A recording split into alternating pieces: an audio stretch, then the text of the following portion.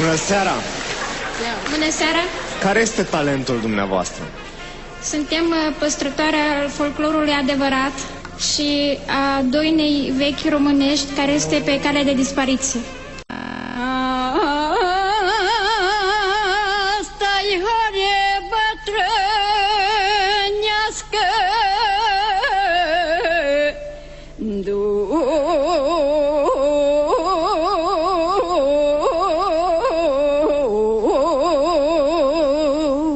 nu-i copilă să horească și îngruma să o învârtească.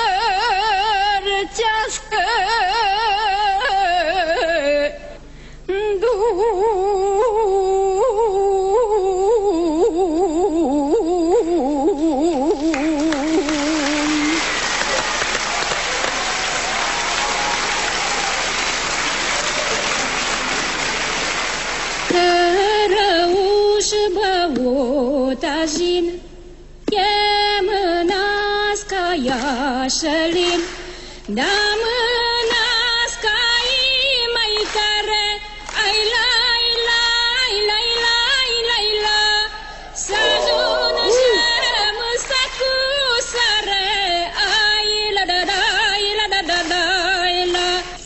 Cărăuși băutăjin, e mânească iașălin, ai da mânească-i mai tare, ai lai la da da da la da la da la, să ajungem în sacu sare, ai la da la la la la la la. Mulțumim!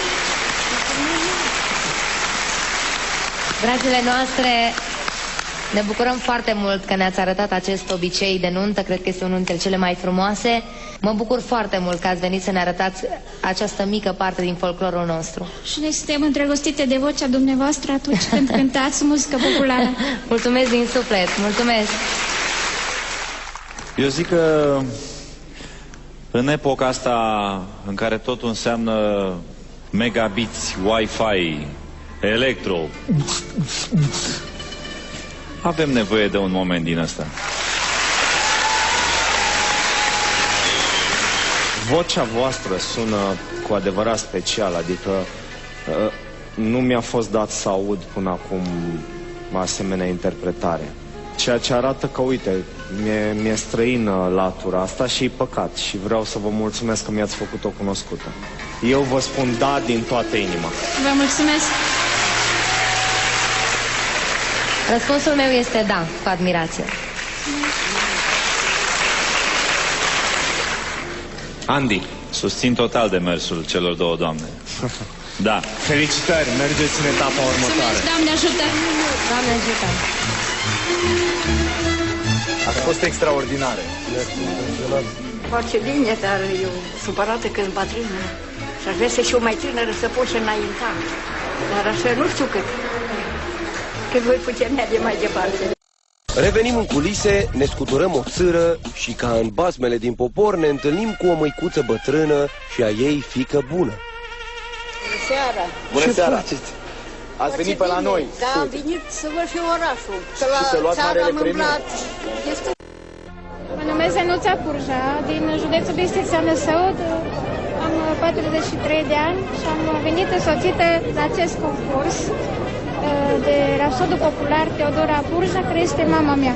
Am venit aici pentru ca să cânt o doină bătrânească, ca să nu uite tineretul de-amu, că cum am fost noi bătrâni, cum am horit eu la sărsele, la sapă și eu nu vreau să le urc, că mi-e dragi să le aud deja alții. Noi vă mulțumim că ați venit, vă așteptăm pe scenă și vă ținem pumn. Haideți!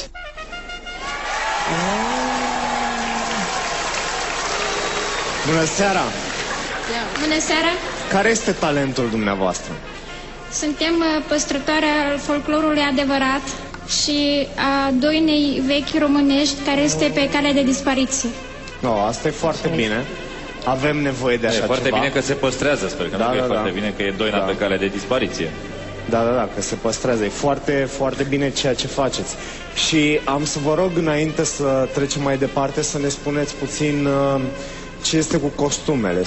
Deci eu mă îmbrac în costum dacic, așa cum este și mama mea îmbrăcat acum. Ce vechime are costumul? Peste 100 de ani. Wow! Îți dai seama?